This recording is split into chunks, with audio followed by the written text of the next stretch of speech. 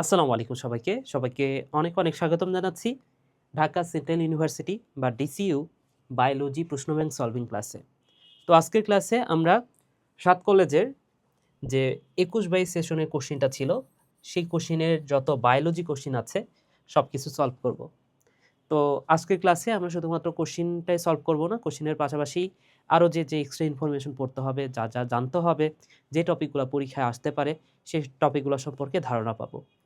তো তোমাদের সাথে আছি তোমাদের মাহি ভাইয়া, পড়াশোনা করছি ঢাকা বিশ্ববিদ্যালয়ে। সো যারা এবছর ডিসিউ এর পরীক্ষা দিবা, তোমাদের জন্য এই ক্লাসটা অনেক গুরুত্বপূর্ণ একটা ক্লাস হতে যাচ্ছে। ওকে, সো আমরা ক্লাসটা শুরু করি তাহলে। ঠিক আছে, প্রথম কোশ্চিনটা বলেছে লেমা পালিয়া কিসের অংশ? সো লেমা পালিয়া, বা যদি এখানে বলতো যে গ্লুম, শূন্য গ্লুম, ঠিক আছে। সো এগুলা কিসের অংশ বলো তো? এগুলো হচ্ছে এই যে স্পাইকলেট, স্পাইকলেট পুষ্পবিন্যাস, যেটা তোমরা হচ্ছে পয়েসি গোত্রের যে পুষ্পবিন্যাস সেটা হচ্ছে স্পাইকলেট ধরনের। সো স্পাইকলেট পুষ্পবিন্যাস পড়তে গেলে এটা পাবা, নেমা পালিয়া বা গ্লুম যাই বলুক, সেটা কিসের অংশ? সেটা হচ্ছে স্পাইকলেটের অংশ। ওকে, সো অ্যান্সারটা হচ্ছে স্পাইকলেট। ঠিক আছে, তাহলে এখানে যদি আমি আরো কিছু কথা বলে দিই, যেমন যদি বলতো যদি যেহেতু বলা আছে যে স্পাইকলেট, এটা কোথায় দেখা যায়, এই পুষ্পবিন্যাসটা কোথায় দেখা যায়? স্পাইকলেট, এই পুষ্পবিন্যাসটা কোথায় দেখা যায় ভাইয়া? এটা দেখা যায় কোথায় বলো তো? এটা দেখা যায় হচ্ছে ধান, গম, ভুট্টা, অর্থাৎ যে উদ্ভিদগুলো পয়েসি গোত্রের উদ্ভিদ, সেই পয়েসি গোত্রের উদ্ভিদগুলোতে দেখা যায়। সো তোমাকে অপশনে ধান, গম, ভুট্টাও দিতে পারে, এটাই বেশিরভাগ ক্ষেত্রে আসে। এইভাবে প্রশ্নটা কমই আছে, লেমা পালিয়া কোথায় পাওয়া যায়, এই টাইপের প্রশ্ন কমই আসে। তোমাকে বলবে যে স্পাইকলেট কোথায় দেখা যায়, ধান, গম, ভুট্টা, এগুলো অপশনে থাকবে। অথবা যদি এগুলো না থাকে, তোমাকে অপশনে দিবে যে পয়েসি গোত্রের উদ্ভিদে। হ্যাঁ, এবছর জিএসটিতেই সম্ভবত এই টাইপের কোশ্চেন এসেছিল। সো এটা হচ্ছে পয়েসি গোত্রের উদ্ভিদ, পোয়েসি গোত্রের উদ্ভিদগুলোতে এটা দেখা যায়। এখন যদি বলি স্পাইকলেট, তাহলে তো পোয়েসি গোত্রের উদ্ভিদ, কিন্তু তোমাকে যদি বলতো অনলি স্পাইক, স্পাইক কোথায় পাওয়া যায়, বা স্পাইক এই পুষ্পবিন্যাসটা কিসের, কোথায় দেখা যায়? সো যে কথাটা মাথায় রাখবা সেটা হচ্ছে, একজন ইন্ডিয়ান নায়ক আছে না, নাম হচ্ছে রজনীকান্ত। তো এই রজনীকান্ত কি করে বলতো? চুলের স্পাইক করে, তাই না? সো স্পাইক এই পুষ্পবিন্যাসটা কোথায় দেখা যায়? এটা দেখা যায় রজনীগন্ধা। সো রজনীগন্ধা বললে সেটা হচ্ছে স্পাইক, রজনীগন্ধা। আচ্ছা, যদি বলা হয় যে, যদি বলা হয় রেসিম, রেসিম এটা কোথায় দেখা যায়? এটা দেখা যায় সরিষাতে। কিভাবে মনে রাখবা? সো রেসিম নামের মধ্যে র আছে, স আছে, সরিষা নামের মধ্যে র আছে, স আছে, তাহলে রেসিম সরিষা, রেসিম সরিষা, এই কথাটা মাথায় রেখো। ওকে, তাহলে আমরা অ্যান্সারটা পেয়ে গেছি। পরের কোশ্চিনটাতে যাই। নিচের কোনটি ডাইস্যাকারাইড? নিচের কোনটি ডাইস্যাকারাইড?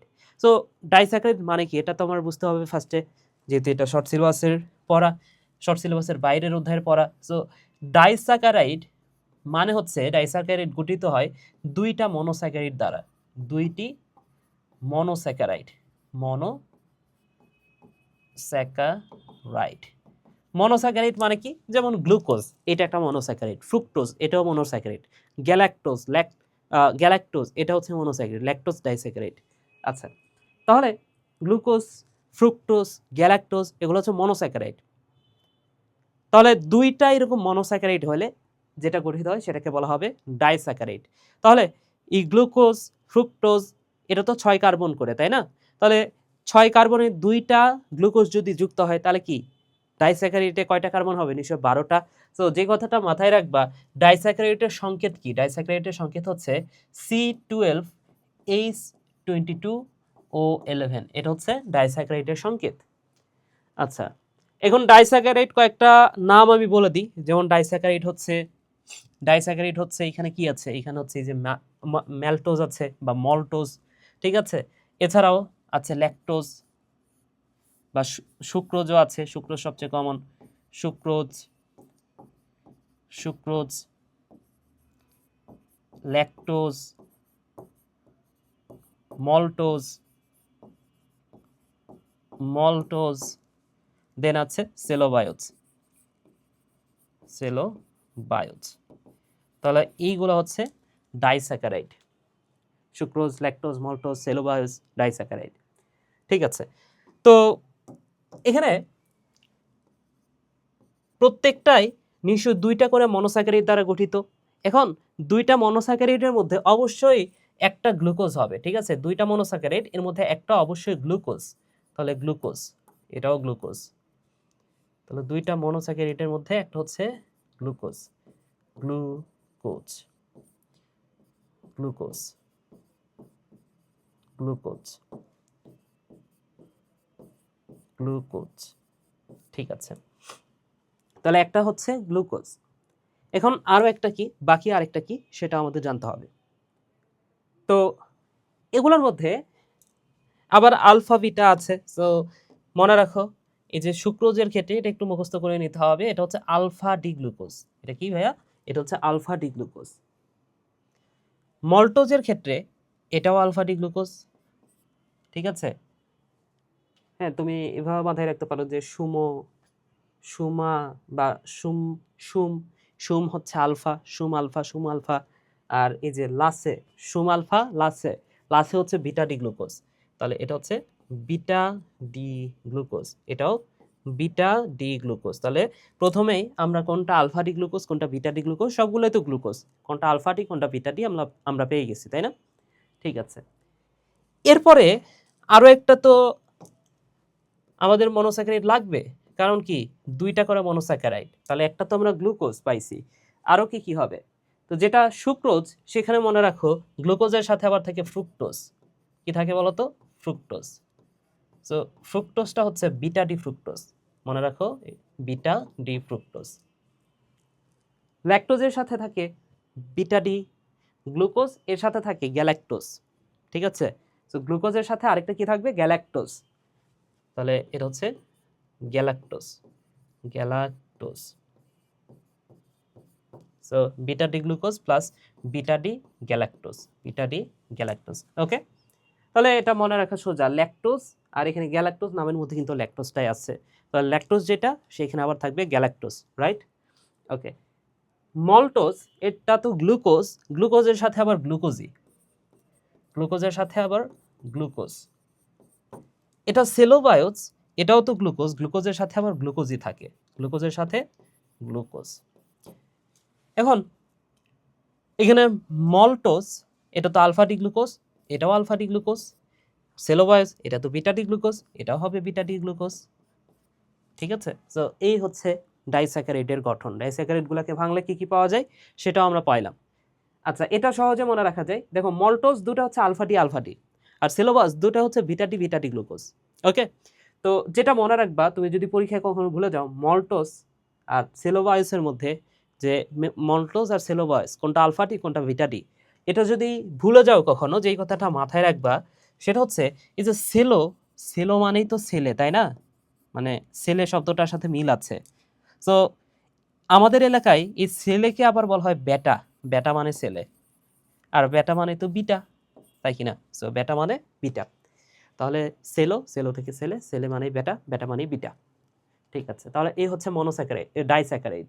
তাহলে ডাইস্যাকারাইড কোনটা নিশ্চয় পেয়ে গেছো, সেটা হচ্ছে ম্যালটোস, মল্টোস। ঠিক আছে, এবং যদি বলে ট্রাইস্যাকারাইড কোনটা, চিনতে বলে ট্রাইস্যাকারাইড। তো শর্টকাট একটা ট্রিক্স আমি বলে দিই, মুখস্থ রাখতে হবে না, জাস্ট শর্টকাট একটা ট্রিকে তুমি দেখলেই বুঝতে পারবা যে কোনটা ট্রাইস্যাকারাইড। ঠিক আছে, ট্রাইস্যাকারাইড চেনার উপায় হচ্ছে জফালা থাকবে, তারপরে হস্যইকার থাকবে, জফালা আঁকা থাকবে, তারপরে হস্যইকার থাকবে। যেমন এখানে কোনটা ট্রাইস্যাকারাইড, এই চারটার মধ্যে দেখলেই চিনতে পারবা। রয়ে জফালা আঁকা আছে, তারপরে ফয়ে হস্যই আছে, তাহলে জফালা আঁকা ফয়ে হস্যই থাকলে সেটা হচ্ছে ট্রাইস্যাকারাইড। ঠিক আছে, নিচের কোনটি C4 উদ্ভিদ? নিচের কোনটি C4 উদ্ভিদ? তো C3 এবং C4 এর মধ্যে পার্থক্যটা একটু জানা দরকার। আমরা এখানে লিখতে পারি। সো আমরা যেটা এবার পড়ব সেটা হচ্ছে C3 আর C4 এর মধ্যে পার্থক্য।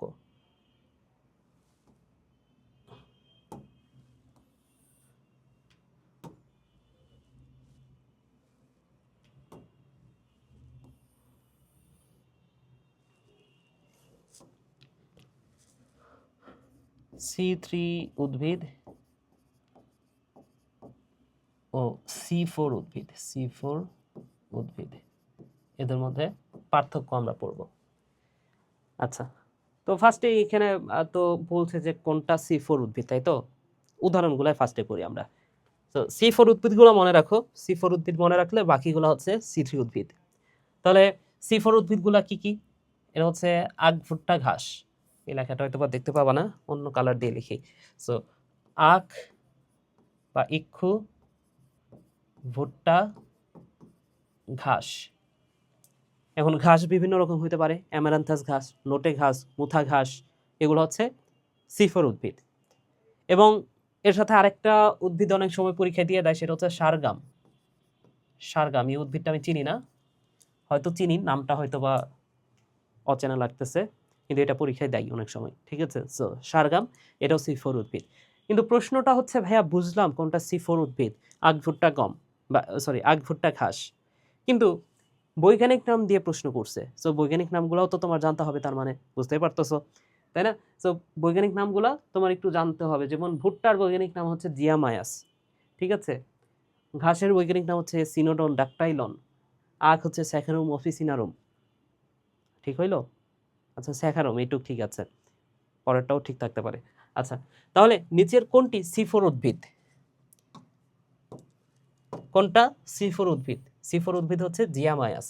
ওকে, আর C4 উদ্ভিদগুলো মনে রাখলে বাকি যত কিছু থাকবে সবকিছু হচ্ছে C3 উদ্ভিদ। ওকে, বাকি সবকিছু C3 উদ্ভিদ। এখন আসো C3 উদ্ভিদের আরো কিছু বৈশিষ্ট্য আমাদের জানতে হবে। যেমন প্রথম স্থায়ী পদার্থ কোনটা?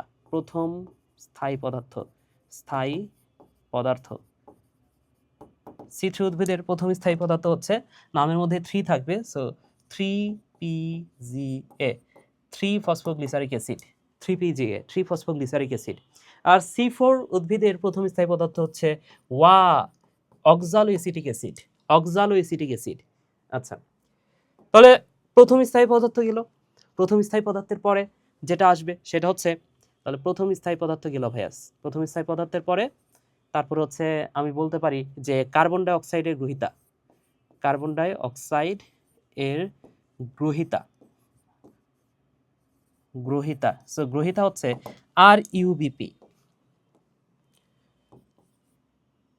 গ্রহিতাকে, গ্রহিতা হচ্ছে, আচ্ছা এখানে মনে হয় একটু সমস্যা আছে বোর্ডের, RUBP, ribulose 1,5 bisphosphate, ribulose 1,5 bisphosphate.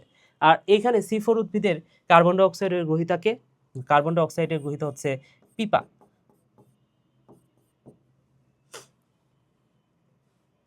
পিপা। Phosphoenol pyruvic acid, phosphoenol pyruvic acid. আচ্ছা, দেন কার্বন ডাই অক্সাইডের গ্রহিতার পরে যদি আমি বলি যে carbon dioxide fixing enzyme, carbon dioxide fixing enzyme, fixing enzyme. So carbon dioxide fixing enzyme কোনটা? Fixing enzyme হচ্ছে এখানে রুবিস্কো। কোন এনজাইমটা? এটা একটু মুখস্থ রাখতে হবে, এটা হচ্ছে রুবিস্কো। এবং এই রুবিস্কো এটা কেবল হচ্ছে পৃথিবীর সবচেয়ে গুরুত্বপূর্ণ এনজাইম। রুবিস্কো এনজাইম কি? এটা পৃথিবীর মোস্ট ইম্পর্ট্যান্ট এনজাইম। আর এখানে এটার সাথে মিল আছে পেপ কার্বক্সিলেস, পিপা থেকে পেপ কার্বক্সিলেস, কার্বক্সিলেস, এটা হচ্ছে carbon dioxide fixing enzyme. যদি বলি তাপমাত্রা কত, যদি বলি ভাইয়া তাপমাত্রা, টেম্পারেচার, তাপমাত্রা, সো তাপমাত্রা কত? তাপমাত্রা হচ্ছে 1 2 3 4, 1 2 3 4, 0 5 0 5। সো 10 থেকে 25 ডিগ্রি সেলসিয়াস, 30 থেকে 45 ডিগ্রি সেলসিয়াস। ওকে, এ হচ্ছে তাপমাত্রা। যদি বলা হয় যে, যদি বলা হয় C3 উদ্ভিদের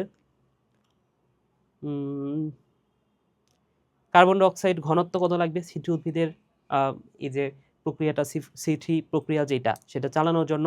তো কার্বন ডাই অক্সাইডের ঘনত্ব, কার্বন ডাই অক্সাইড এর ঘনত্ব, ঘনত্ব এটা লাগে হচ্ছে 50 থেকে 150 ppm। কত লাগে? 50 থেকে 150 ppm লাগে। আর এখানে হচ্ছে 0.01 থেকে 0.1 ppm। ওকে, আচ্ছা। যদি বলা হয় যে কার হচ্ছে গ্লুকোজ উৎপাদন ক্ষমতা বেশি বা কার উৎপাদন ক্ষমতা বেশি, অবশ্যই সেটা C4, নামটাই বড় বড়, তাই না? সো এটার উৎপাদন ক্ষমতা কম, এটার উৎপাদন ক্ষমতা কম, আর এটার উৎপাদন ক্ষমতা বেশি। সো এই হচ্ছে পার্থক্য C3 এবং C4 উদ্ভিদের মধ্যে। তাহলে আমরা অ্যান্সারটা পেয়ে গেছি অলরেডি।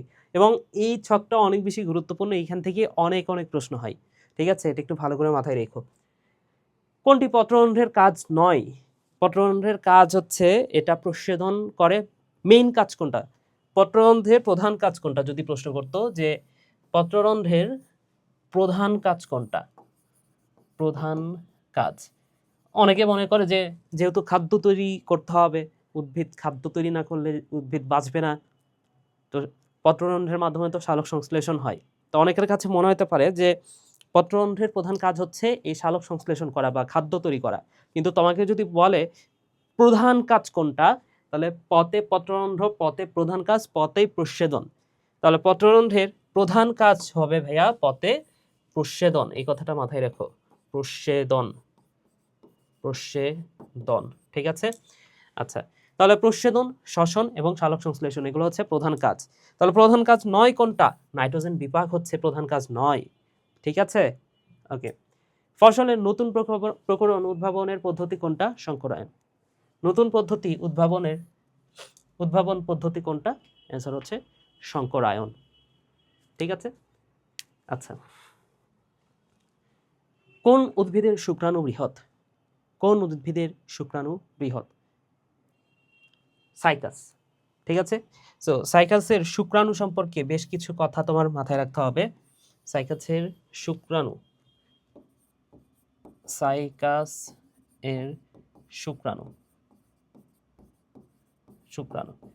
তো সাইকাসের শুক্রাণু সম্পর্কে যে কথাগুলো তোমার মাথায় রাখবা ভাইয়া, সেটা হচ্ছে সাইকাসের শুক্রাণু, এটা হচ্ছে প্রথম কথা তো উদ্ভিদকুলের মধ্যে সর্ববৃহৎ। উদ্ভিদ কুলের মধ্যে সর্ববৃহৎ। দ্বিতীয় কথা হচ্ছে সাইকাসের যে শুক্রাণু সেটা বহু ফ্লাজেলা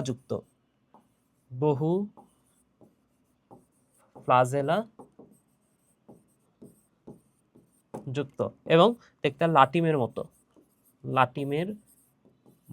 ওকে, সো লাটিমের মতো বহু ফ্লাজেলা যুক্ত এবং উদ্ভিদকুলের মধ্যে সর্ববৃহৎ শুক্রাণু হচ্ছে সাইকাসের। আচ্ছা, এবং সাইকাসকে আরেকটা নামে ডাকা হয়, সাইকাসকে বলা হয় জীবন্ত জীবাশ্ম, ঠিক আছে? সাইকাসকে কি বলা হয়? জীবন্ত জীবাশ্ম বলা হয়। এই প্রশ্নটা প্রচুর আসে ভাইয়া, জীবন্ত জীবাশ্ম, এই কথাটা মাথায় রাখতে হবে। ওকে, ঠিক আছে। কোনটি সালোক সংশ্লেষণের আলোক পর্যায়ে উৎপন্ন হয়? তো এখানে অপশনগুলো দেখো, এডিপি, এনএডিপিএইচ, ইটিএস, C6H12 ও 6। তো একটা সাল মনে রাখতে হবে, সালটা হচ্ছে 1905 সাল। ওকে, তো 1905 সাল। এই 1905 সালে একজন বিজ্ঞানী যার নাম হচ্ছে কালো মানুষ, ব্ল্যাকম্যান। সো ব্ল্যাকম্যান উনি সালোক সংশ্লেষণকে দুইটা পর্যায়ে ভাগ করেন। সালোক সংশ্লেষণকে দুটি পর্যায়ে ভাগ করেন।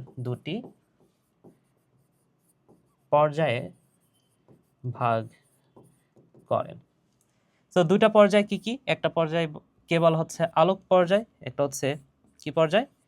আলোক পর্যায় এবং আরেকটা হচ্ছে অন্ধকার পর্যায়। সো আলোক পর্যায় কোথায় হয়? নিশ্চয়ই বুঝতে পারতেছো, আলোতে হয়। তাহলে অন্ধকার পর্যায় কোথায় হবে? তো এগুলা তোমরা এতদিন ধরে অবশ্যই পড়ে আসছো। অন্ধকার পর্যায়, এটা অন্ধকারে হয়, বিষয়টা এমন না, এটাও আলোতেই হয়, আবার অন্ধকার হইলেও সমস্যা নেই, ঠিক আছে? তো তোমাকে যদি কখনো কোশ্চিন করে যে কোন পর্যায়টা অন্ধকারেও হয়, সেটা হচ্ছে অন্ধকার পর্যায়, ঠিক আছে? আবার আলোতেও হয় এটা। এ কারণে এই অন্ধকার পর্যায়ের আরেকটা নাম হচ্ছে আলোক নিরপেক্ষ পর্যায়। যাই হোক, এখন সালোক সংশ্লেষণের যে বিক্রিয়াটা আছে না, যে 6 অণু কার্বন ডাইঅক্সাইড প্লাস 12 অণু পানি H2O, H2O এটা মিলে কি হচ্ছে C6H12O6, H12O6 প্লাস 6 অণু অক্সিজেন, এগুলো তৈরি হচ্ছে, তাই না? তো যে কথাটা মাথায় রাখবে ভাইয়া, এই যে অক্সিজেনটা যে তৈরি হচ্ছে, এখানে অক্সিজেনটা তৈরি হইলো, এটা কোথা থেকে তৈরি হয় জানো? পানি থেকে তৈরি হয়। পানি থেকে তৈরি হয় অক্সিজেন, আর এই কার্বন ডাইঅক্সাইড থেকে তৈরি হয় এই গ্লুকোজটা। তো যে কথাটা মাথায় রাখবা সেটা হচ্ছে, এই যে পানি থেকে যে অক্সিজেনটা তৈরি হচ্ছে H2O, এটা থেকে যে অক্সিজেনটা তৈরি হচ্ছে O2, এটা যে তৈরি হচ্ছে, এটা ঘটে কোন পর্যায়টাতে? এটা ঘটে আলোক পর্যায়ে। এবং হাইড্রোজেন বাদ দেওয়া মানে হচ্ছে জারণ, হাইড্রোজেন বিয়োগ মানে কি?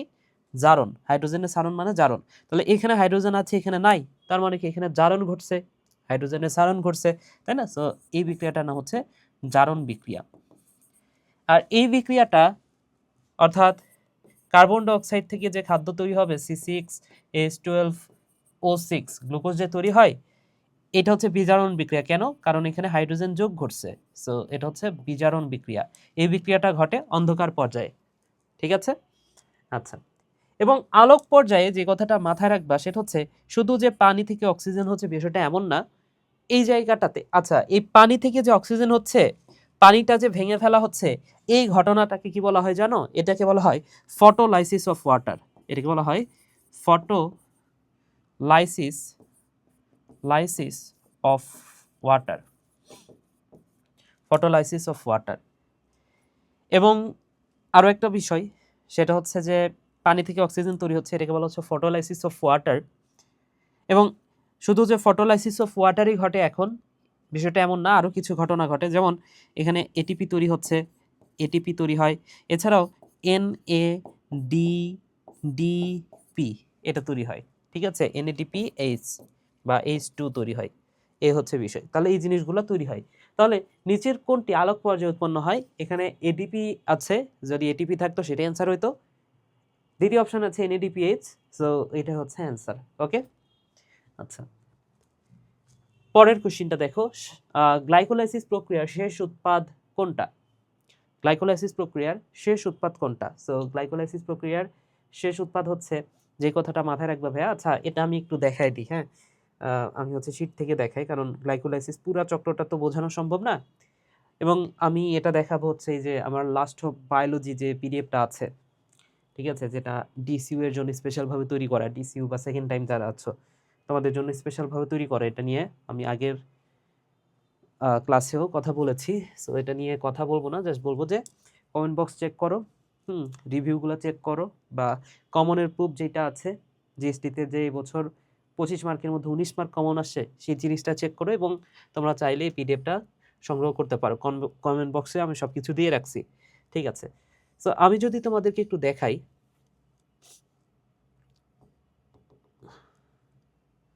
এই যে গ্লাইকোলাইসিসের বিক্রিয়াটা এখানে দেয়া আছে। তো গ্লাইকোলাইসিস সম্পর্কে তোমার যে কথাগুলো মনে রাখতে হবে, গ্লাইকোলাইসিসের বেশ কিছু অপর নাম আছে। এটাকে বলা হয় সাইটোপ্লাজমিক শ্বসন। কেন? কারণ এটা সাইটোপ্লাজমে হয়, বাকি সবগুলো ঘটে মাইটোকন্ড্রিয়ায়। এটা পরীক্ষায় বারবার আসে। দ্বিতীয় কথা হচ্ছে, এটা শ্বসনের সাধারণ গতিপথ, সবাত শ্বসন, অবাত শ্বসনের প্রথম ধাপ, হ্যাঁ। এবং গ্লাইকোলাইসিসে 139 নং বিক্রিয়া হচ্ছে একমুখী, বাকিগুলো হচ্ছে উভমুখী। 139 হচ্ছে একমুখী, অর্থাৎ 1, 3, 9, এই তিনটা বিক্রিয়া একমুখী, বাকিগুলো উভমুখী। আচ্ছা, এবং এই যে গ্লুকোজ থেকে গ্লুকোজ 6 ফসফেট হচ্ছে এরকম প্রায় 10টা বিক্রিয়া। কয়টা বিক্রিয়া? 1, 2, 3, 4, 5, 6, 7, 8, 9, 10, 9টা। আচ্ছা, ওই 9টা বা 10টা এরকম হয়। সো এটা তো আমি মানে সিরিয়ালি লিখি নাই, আমি হচ্ছে সাইডে সাইডে লিখছি, তাছাড়া 10টার মতো হয়, ঠিক আছে? সো এই যে গ্লাইকোলাইসিসের শেষে একদম কি তৈরি হচ্ছে দেখো তো, শেষে তৈরি হচ্ছে পা, ঠিক আছে?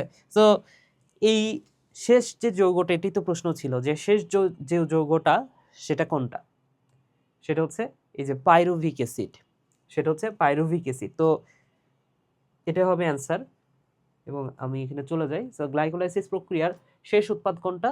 শেষ উৎপাদ হচ্ছে এই পাইরুভিক অ্যাসিড। তো আমি এখানে আরেকটু দেখাই, তোমাদের বইয়ে যেভাবে গ্লাইকোলাইসিসটা দেওয়া আছে, এই যে এখানে হচ্ছে গ্লুকোজ, তাই তো? গ্লুকোজ, তো গ্লুকোজ থেকে গ্লুকোজ থেকে গ্লুকোজ 6 ফসফেট হয়, তারপরে ফ্রুক্টোজ 6 ফসফেট হয়, তারপরে দেখবা যে ফ্রুক্টোজ 1,6-বিস ফসফেট, আবার ফ্রুক্টোজ 1,6-বিস ফসফেট হয়, তারপরে সেটা দুইটা ভাগে ভাগ হয়ে যায় এবং ভাগ হয়ে 3 কার্বন বিশিষ্ট একটা গা তৈরি করে, তারপরে তৈরি করে হচ্ছে ধা, অর্থাৎ ধা তৈরি হয় আর গা তৈরি হয়। ঠিক আছে, তো যে কথাটা মাথায় রাখবা, গ্লুকোজ থেকে গাধা তৈরি হয় এবং এই গাধা আস্তে আস্তে বিভিন্ন বিক্রিয়ার মাধ্যমে তৈরি করে পা। তাহলে এই গা বিভিন্ন বিক্রিয়ার মাধ্যমে কি তৈরি করে? পা তৈরি করে। ঠিক আছে, তাহলে গ্লুকোজ থেকে গা, তারপরে পা, পা তৈরি, গা থেকেই তো পরে পা তৈরি হচ্ছে, তাই না? সো একদম শেষে কে? সবার শেষে হচ্ছে পা। ঠিক আছে, সো এই পাইরুভিক অ্যাসিড, পা মানে হচ্ছে পাইরুভিক অ্যাসিড, এটা হচ্ছে সবার শেষে। আচ্ছা, কোনটিকে জীবন্ত জীবাশ্ম বলা হয়? সো একটু আগে আমরা পড়েছি সাইকাসকে বলা হচ্ছে জীবন্ত জীবাশ্ম, এবং সাইকাস থেকে কিন্তু প্রচুর কোশ্চিন হচ্ছে, তোমরা দেখতেই পাচ্ছ। তো সাইকাসের যত ইনফরমেশন আছে সবকিছু তোমার মাথায় রাখতে হবে। ওকে, আবৃতবীজী উদ্ভিদের এন্ডোস্পার্ম হচ্ছে, যেটা মাথায় রাখবা, আবৃতবীজী উদ্ভিদের এন্ডোস্পার্ম হচ্ছে ট্রিপ্লয়েড বা 3N, ট্রিপ্লয়েড বা 3N। আর যদি বলা হয় যে নগ্নবীজী উদ্ভিদের এন্ডোস্পার্ম, নগ্নবীজী উদ্ভিদ, নগ্নবীজী উদ্ভিদের এন্ডোস্পার্ম, এন্ডোস্পার্ম বা শস্য বলতে পারে, এন্ডোস্পার্ম বা শস্য, এটা হচ্ছে হ্যাপ্লয়েড। ঠিক আছে, এটা মাথায় রাখতে হবে, শস্য হচ্ছে হ্যাপ্লয়েড বা শুধু এন, হ্যাপ্লয়েড বা শুধু এন, এই কথাটা মাথায় রেখো ভাইয়া। তাহলে নগ্নবীজী উদ্ভিদের ক্ষেত্রে আমরা পেয়ে গেলাম কি? নগ্নবীজী উদ্ভিদ। এছাড়াও নগ্নবীজী উদ্ভিদের যে কথাটা মাথায় রাখবা, নগ্নবীজী উদ্ভিদের জাইলেমের ভাই নাই, জাইলেমের জাইলেমের ভাই নাই, ভাই নাই, আর ফ্লোয়েমের সঙ্গী নাই, ফ্লোয়েমের সঙ্গী নাই, সঙ্গী নাই। ঠিক আছে, সো এটা দ্বারা আমি কি বোঝাচ্ছি? জাইলেমের ভাই নাই মানে কি? ভেসেল নাই। ভাই নাই মানে কি? জাইলেমের ভেসেল নাই, ভেসেল নাই। ওকে, তবে একটা ব্যতিক্রম আছে, একটা ব্যতিক্রম আছে। ব্যতিক্রমটা হচ্ছে একটা উদ্ভিদ, নগ্নবীজী উদ্ভিদ, জানা হচ্ছে নিটাম, নিটাম। এই নিটামে ভেসেলটা থাকে, নিটামে ভেসেলটা থাকে। আচ্ছা, আর ফ্লোয়েমের সঙ্গী কোষ নাই মানে কি? সঙ্গী নাই মানে কি? সঙ্গী কোষ নাই, সঙ্গী কোষ এটা নাই। ওকে, তাহলে এখানে তো একটা ব্যতিক্রম পড়লাম।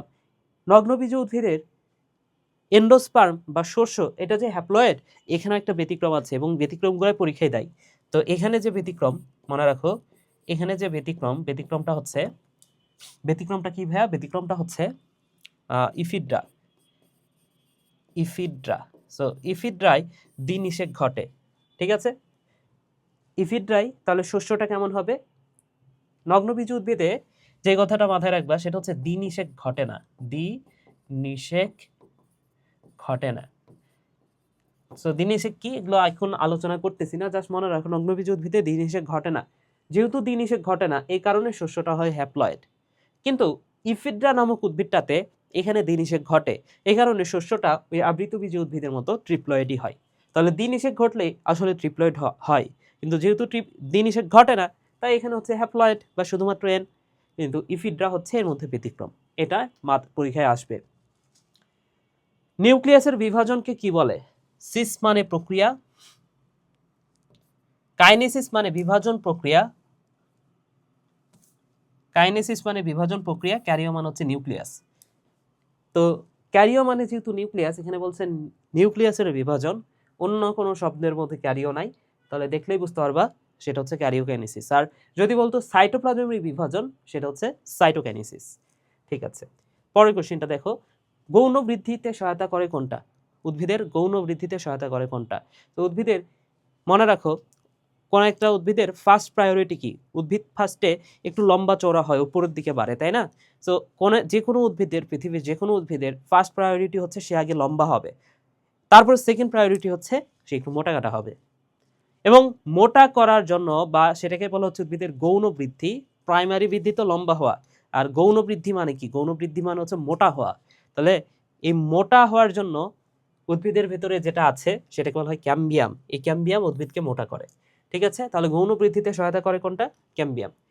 উদ্ভিদের মূলে কোন ধরনের ভাস্কুলার বান্ডল দেখা যায়? এটা কোটি কোটি পার্সেন্ট গুরুত্বপূর্ণ একটা টপিক, এখান থেকে প্রচুর পরিমাণ কোশ্চেন হয়। সো ভাস্কুলার বান্ডল নিয়ে আমাদের পড়তে হবে। Vascular vascular bundle vascular bundle তো বিভিন্ন রকম ভাস্কুলার বান্ডল দেখা যায়, যেমন এক নম্বর হচ্ছে অরিও ভাস্কুলার বান্ডল আছে, এক নম্বর হচ্ছে অরিও, দুই নম্বর হচ্ছে সম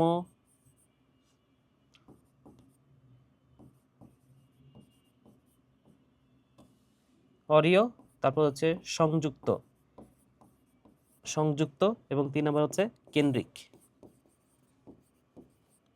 কেন্দ্রিক অরিও, সংযুক্ত এবং কেন্দ্রিক।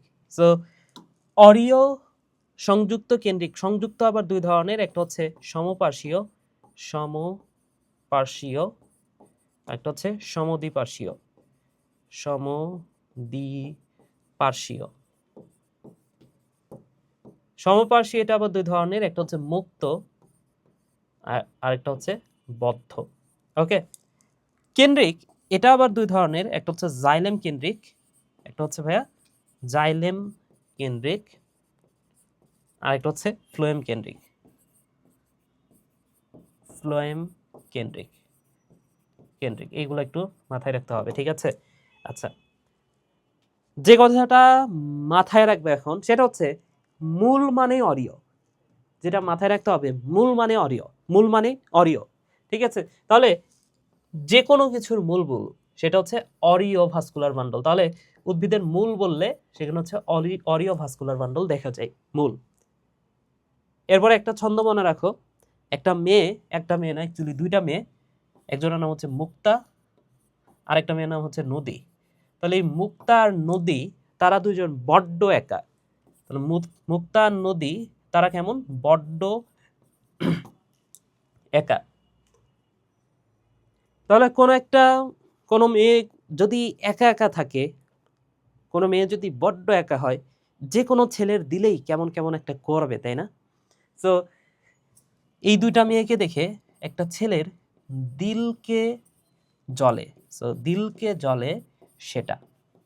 মুক্তা নদী বড্ড একা, দিলকে জ্বলে সেটা। সো এখানে মুক্তা মানে হচ্ছে মুক্ত, সমপার্শ্বীয়, সংযুক্ত। নদী মানে হচ্ছে নগ্নবীজি। নদী মানে কি ভাইয়া? নদী মানে হচ্ছে নগ্নবীজি, এবং দ্বি মানে হচ্ছে দ্বিবীজপত্রী দ্বিবীজপত্রী। এখন কথা হচ্ছে ভাইয়া, অরিও মানে তো মূল, তাহলে বাকি যা কিছু পড়ব সেটা কি? কাণ্ড। তাহলে নগ্নবীজির কাণ্ড, দ্বিবীজপত্রীর কাণ্ড। আচ্ছা, বড্ড একা, এখানে কোন ভাস্কুলার বান্ডল দেখা যায়? এ মানে হচ্ছে একবীজপত্রী এবং কা মানে হচ্ছে কাণ্ড। একবীজপত্রী কাণ্ডে এই বদ্ধ, সমপার্শ্বীয়, সংযুক্ত দেখা যায়। দিলকে, দ্বি মানে হচ্ছে সমদ্বিপার্শ্বীয়, ল মানে হচ্ছে লাউ, ক মানে হচ্ছে কুমড়া, লাউ কুমড়ায় দেখা যায় এটা। জলে, জ মানে হচ্ছে জাইলেম কেন্দ্রিক, ল মানে হচ্ছে লাইকোপোডিয়াম, সে মানে হচ্ছে সেলাজিনেলা, এবং ট মানে হচ্ছে টেরিস। তাহলে আমরা এখানে সবকিছু পড়লাম, বাকি যা থাকবে সেটা হচ্ছে ফ্লোয়েম কেন্দ্রিক। সিম্পল, আমরা সবকিছু পড়ে ফেলছি, বাকি যা থাকবে সবই হচ্ছে ফ্লোয়েম কেন্দ্রিক। যদি বলা হয় ইউক্কা, সেটা হচ্ছে ফ্লোয়েম কেন্দ্রিক। যদি বলি ড্রাসানেসিয়া, সেটা কি? ফ্লোয়েম কেন্দ্রিক হবে। ওকে, তাহলে এখানে মূলে কোন ধরনের ভাস্কুলার বান্ডল দেখা যায়? এটার অ্যান্সার অবশ্যই অরিও হবে। ঠিক আছে, কোনটি পৃথিবীর সরলতম ত্রিস্তরী পর্ব? তো সরলতম ত্রিস্তরী পর্ব হচ্ছে প্লাটিহেলমিনথেস। আমরা জানি যে পরিফেরা এক স্তরী, নিডারিয়া দ্বিস্তরী, প্লাটিহেলমিনথেস ত্রিস্তরী, বাদবাকি যা আছে সবই হচ্ছে ত্রিস্তরী, তাই তো? আচ্ছা, তারপরে তোমাদের যদি কারো সমস্যা থাকে আমি একটা স্লাইড দেখাচ্ছি, এটা তোমরা স্ক্রিনশট দিয়ে নাও এবং এটাই পড়বা, ঠিক আছে? এখানে সবকিছু লেখা আছে। এই যে এখানে তোমাদের যদি এই টপিকটা জানা না থাকে, আমি যতদূর বুঝি যে এই টপিকটা বা এই যে প্রথম অধ্যায়টা, জিওলজির প্রথম অধ্যায়, এটা তোমাদের প্রত্যেকেরই ঠিকঠাক মতো জানা আছে এবং এই বৈশিষ্ট্যগুলো আশা করি কারো সমস্যা নাই। তারপরেও যদি সমস্যা থাকে এই স্লাইড একটু স্ক্রিনশট দিয়ে রাখো। এখানে দেখতে পাচ্ছ যে এটা হচ্ছে এক স্তরী, লেখা নাই যদিও, এটা হচ্ছে এক স্তরী, এটা হচ্ছে দ্বিস্তরী, এটা হচ্ছে ত্রিস্তরী, বাকি সব ত্রিস্তরী। তাহলে এইটা স্ক্রিনশট দাও এবং যে দ্বিতীয় পেজেও কিছু অংশ আছে এটা পুরাটা স্ক্রিনশট দিয়ে নাও। ওকে, ঠিক আছে। তাহলে আমরা আমাদের পড়ায় ফিরে যাই। অ্যান্সারটা হচ্ছে প্লাটিহেলমিনথেস। ঘাসফড়িং এর নিম্নষ্ট কোনটা? সো এই ঘাসফড়িং এর মুখপাঙ্গ থেকে এই বছরও জিএসটিতে কোশ্চিন হয়েছে। তাহলে কোনটি ঘাসফড়িং এর নিম্নষ্ট? Labrum, labium, maxilla, mandible. যে কথাটা মাথায় রাখবা ভাইয়া সেটা হচ্ছে ল্যাব্রাম, ল্যাব্রাম তার সবার নিচে থাকে ল্যাবিয়াম, ল্যাবিয়াম, ল্যাবিয়াম। আমাদের ক্ষেত্রে ম্যান্ডিবল হচ্ছে ইয়ারটা, উপরেরটা হচ্ছে ম্যাক্সিলা, কিন্তু ঘাসফড়িং এর ক্ষেত্রে উপরেই থাকে ম্যান্ডিবল। তাহলে দুই পাশে ম্যান্ডিবল, ম্যান্ডিবল, এই পাশেও ম্যান্ডিবল, ম্যান্ডিবল, নিচে থাকে ম্যাক্সিলা, ম্যাক্সিলাও দুইটা, এ পাশেও আছে ম্যাক্সিলা, ম্যাক্সিলা, এবং মাঝে আছে হাইপোফ্যারিংস, হাইপোফ্যারিংস।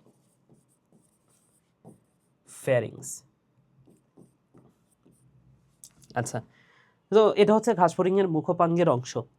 এখন এই ল্যাব্রাম এটা হচ্ছে উপরের দিকে থাকে, আমাদের ঠোঁট উপরের দিকে, ঠোঁটের সাথে কল্পনা করো। আর ল্যাবিয়াম এটা নিচে থাকে, আমাদের নিচের ঠোঁটের সাথে কল্পনা করো।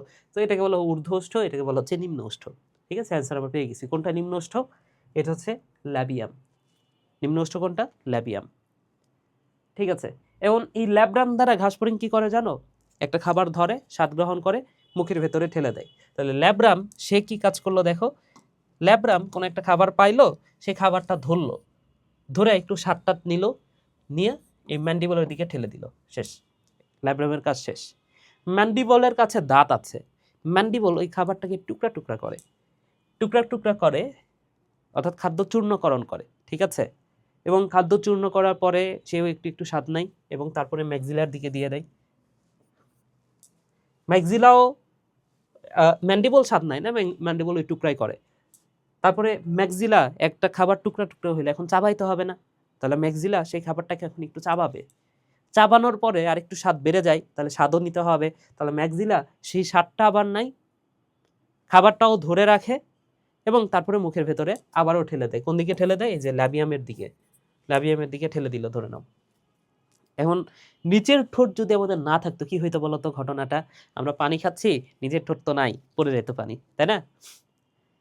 সো লাভিয়াম খাবারটা, এটা যেহেতু নিচের ঠোঁটের মতো, খাবারটা যাতে পড়ে না যায় সেই দিকে লক্ষ্য রাখে, অর্থাৎ খাবার হরণ প্রতিরোধ করে। এবং এই খাবারটা যখন এই হাইপোফ্যারিংসের কাছে পৌঁছায়, এই হাইপোফ্যারিংসের আরেকটা নাম হচ্ছে উপজিহ্বা। সো হাইপোফ্যারিংস লালার সাথে খাদ্যটাকে মেশাই। তো আমি একটা স্লাইড দিয়ে দিই, এটারও স্ক্রিনশট নিয়ে নাও। আমি মুখে তো সবই বলে দিলাম কি কি জানতে হবে, এখন মুখে বললে তো তোমরা অনেক সময় খাতায় তুলতে পারো না, বা অনেকে হচ্ছে খাতা নিয়েও বসানো হয়, হয়তো বা তোমরা এক কাজ করে স্ক্রিনশট দিয়ে নাও এটা। ঠিক আছে, কাজ কি, যেহেতু এই বছর পরীক্ষা আসছে এটা এবং জিএসটিতে আসছে, তো এই অংশটুকু এই যে কোনটার কাজ কি, ল্যাব্রাম, ম্যান্ডিবল, ম্যাক্সিলা, ল্যাবিয়াম এবং হাইপোফ্যারিংস। তো এটার কাজটা একটু দেখে নাও। ঠিক আছে, স্ক্রিনশট দিয়ে নাও। আমরা সামনের দিকে আগাই।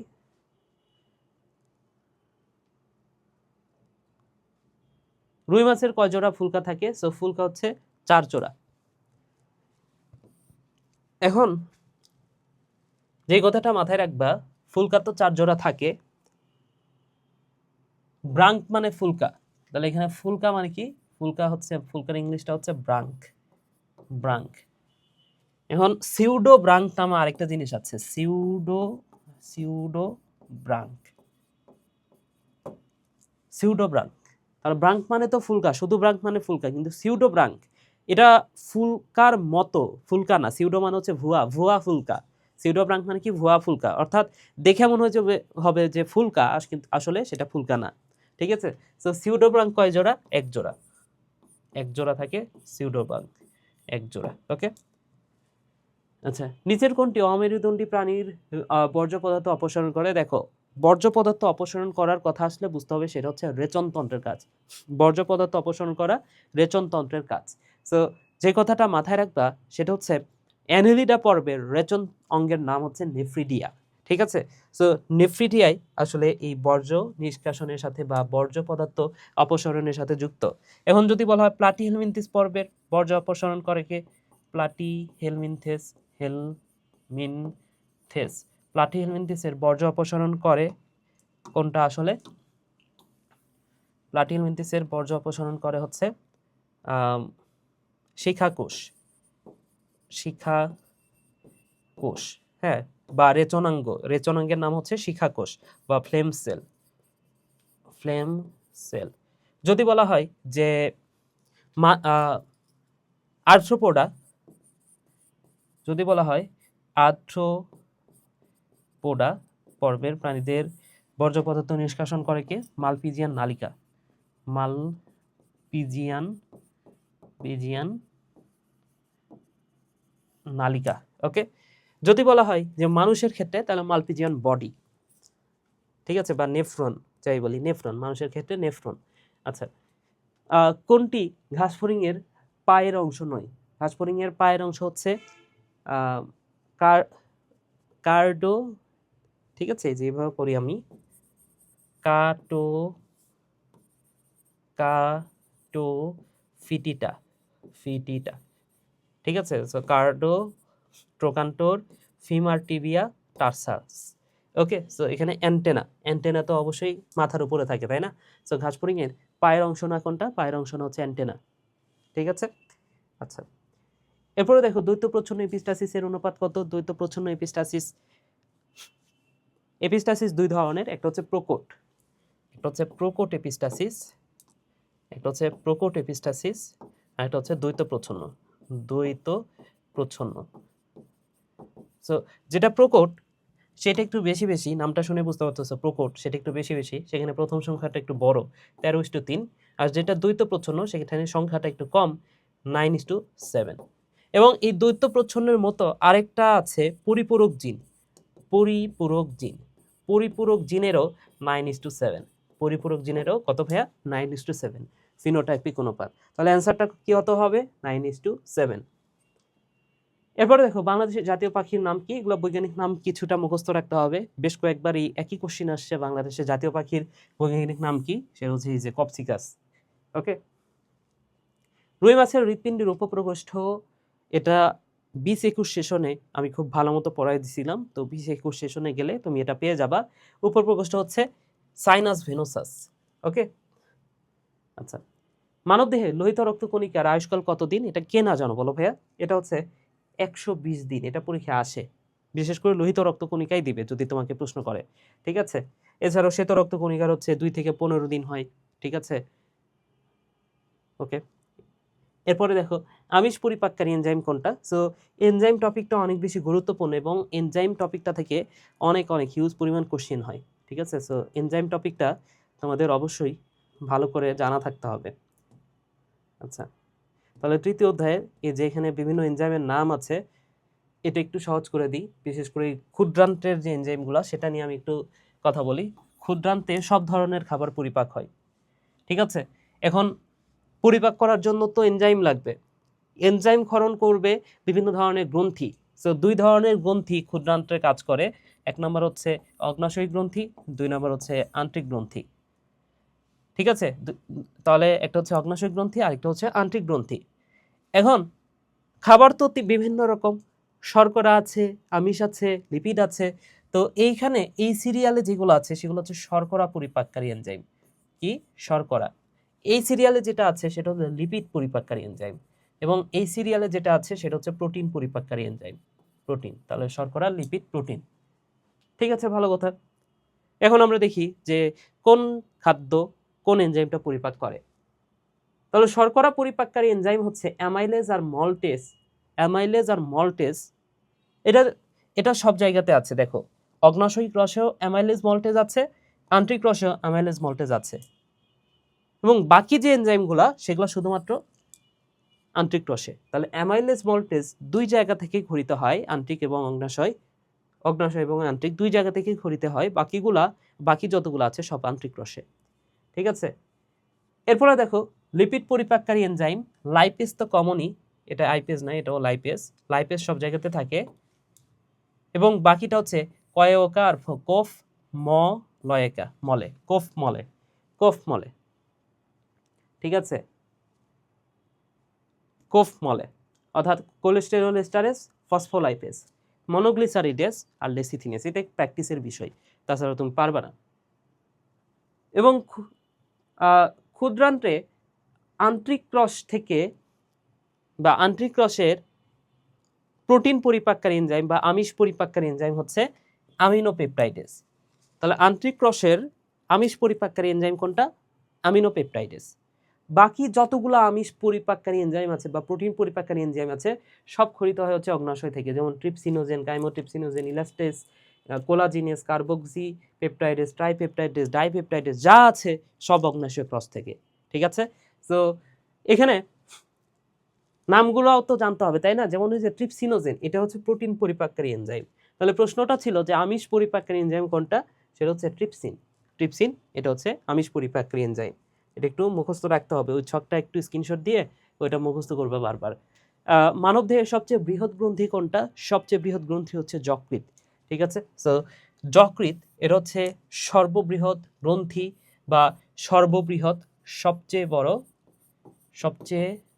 বড় অভ্যন্তরীণ অঙ্গ। এখানে একটু বিষয় খেয়াল রাখতে হবে, যদি বলতো যে সবচেয়ে বড় অঙ্গ কোনটা, সেটা কিন্তু আমাদের ত্বক, সেটা কিন্তু যকৃৎ না। যকৃৎ হচ্ছে অভ্যন্তরীণ সবচেয়ে বড় অঙ্গ, এবং যকৃতের ওজন কত? 1.5 থেকে 2 কেজি, 1.5 থেকে 2 কেজি। ঠিক আছে, এবং যকৃৎকে বলা হয় জৈব রসায়নাগার।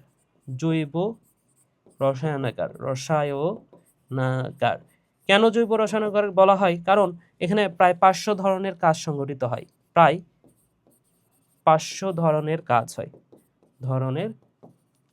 কাজ এখানে সংগঠিত হয়। ওকে, ঠিক আছে, এবং হৃৎপিণ্ডের পেশির অবস্থা জানা যায় কিসের মাধ্যমে?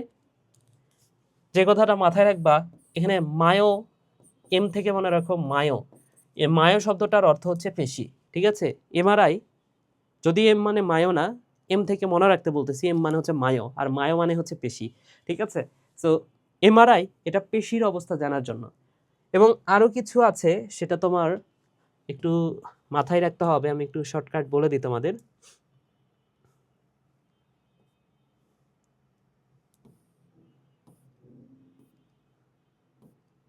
আচ্ছা, এখানে দেখো হৃদরোগ নির্ণয় কিভাবে আমরা করব। একটা তো গেলে এমআরআই এর মাধ্যমে পেশির অবস্থা জানা যায়, আরেকটা পরীক্ষা আসছিল ইসিজি, এটার মাধ্যমে প্রাথমিকভাবে। তো হৃৎপিণ্ডের যে কোনো সমস্যা নিয়ে তুমি ডাক্তারের কাছে যাবা, তোমাকে ইসিজি করতে বলবে, এটাই প্রাথমিক তোমার রোগ নির্ণয় চিকিৎসা। ঠিক আছে, এরপরে দেখো ইটিটি, এক্সারসাইজ টলারেন্স টেস্ট, অর্থাৎ তোমাকে এক্সারসাইজ করতে দিবে এবং তারপরে তোমার হৃৎপিণ্ড কতটুকু টলারেট করতে পারতেছে সেটা দেখবে। তাহলে হৃৎপিণ্ডের অবস্থা কেমন সেটা জানা যাবে। তুমি এক্সারসাইজ করতেছো, তোমার হৃৎপিণ্ড কেমন অবস্থায় আছে সেটা তুমি জানতে পারবা, এক্সারসাইজ করলে সেটা ভালো বোঝা যাবে, তাই না? এরপরে দেখো বিএনপি মাঝে মাঝে তো ফেইল করে, তাই না? তাহলে এই যে হার্ট ফেইলিওর সম্পর্কে নিশ্চিত হওয়া যায় বিএনপি টেস্টের মাধ্যমে। আচ্ছা, এরপরে এক্সরে, এই যে হৃৎপিণ্ডের অবস্থা জানা যায় এটার মাধ্যমে। আবার এক্সরে করলেও তো সবকিছু ফুটে ওঠে, অর্থাৎ হৃৎপিণ্ড কেমন আছে, হৃৎপিণ্ডের অবস্থাটা জানা যাবে, রাইট? ওকে, করোনারি এনজিওগ্রামের মাধ্যমে কোনো ব্লক আছে কিনা, ব্লকটা জানা যাবে। ঠিক আছে, এই কথাটা মাথায় রাখতে হবে, এখান থেকে প্রশ্ন হয়। এই ছিল আজকের ক্লাসের প্রশ্ন সলভ। আমরা 21-22 সেশনের সবগুলো কোশ্চেন সলভ করলাম, এবং আমরা পরবর্তী ধাপে আরও 3 বছর সলভ করব, 22-23, 23-24, 24-25 তো না, হ্যাঁ 24-25, ঠিক আছে, এবছর তো 25-26, তাই না? তাহলে 24-25-এরও আমরা সলভ করব, মানে এখনও আরও 3 বছর কোশ্চেন আমরা সলভ করব। তো তোমরা আগের যে সলভগুলো, অর্থাৎ 20 সালের আগের যে প্রশ্নগুলো, সেগুলোর সলভ চাও কিনা তোমরা কিন্তু কমেন্ট বক্স করে কমেন্টে জানাইতে পারো। তো এখানেই ভিডিওটা শেষ করছি, সবাই ভালো থাকো, সুস্থ থাকো, টাটা।